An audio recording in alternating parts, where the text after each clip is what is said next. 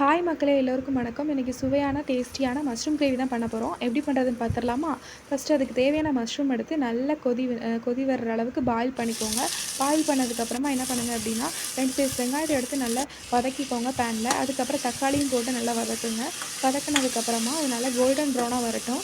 வந்ததுக்கப்புறம் நம்ம தேவையான மசாலா ஆட் பண்ணிக்கலாம். என்னென்னா கரம் மசாலா, மஞ்சள் தூள், சிக்கன் பொடி எல்லாத்தையும் போட்டு நல்லா மிக்ஸ் பண்ணிக்கோங்க. நல்லா வதக்கி விட்டுக்கோங்க. நல்லா வதக்கினதுக்கப்புறமா மஞ்சள் தூளும் சேர்த்து வதக்கிடுங்க. அதுக்கப்புறம் அதுக்கு தேவையான அளவு தண்ணி ஊற்றிடுங்க. ஒரு கொதி வந்ததும் என்ன பண்ணுங்கன்னா, உப்பு எடுத்து போட்டு அதையும் நல்லா வதக்கி விட்டுருங்க. வதக்கினதுக்கப்புறமா நம்ம எடுத்து வச்சுருக்கிற நம்ம மஷ்ரூம் எடுத்து நம்ம அது மேலே சேர்த்துடலாம். சேர்த்துட்டு அதையும் நல்லா வதக்கி விட்டுருங்க. வதக்கிட்டு தேவையான அளவு தண்ணி சேர்த்து கொதி வரட்டும்.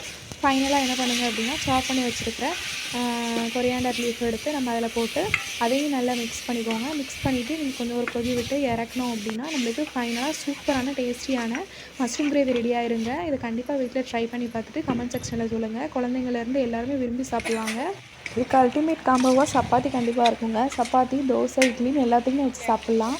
இந்த வீடியோ உங்களுக்கு பிடிச்சிருந்தா மறக்காமல் லைக் பண்ணுங்கள், ஷேர் பண்ணுங்கள், அப்புறம் சப்ஸ்கிரைபும் பண்ணிடுங்க.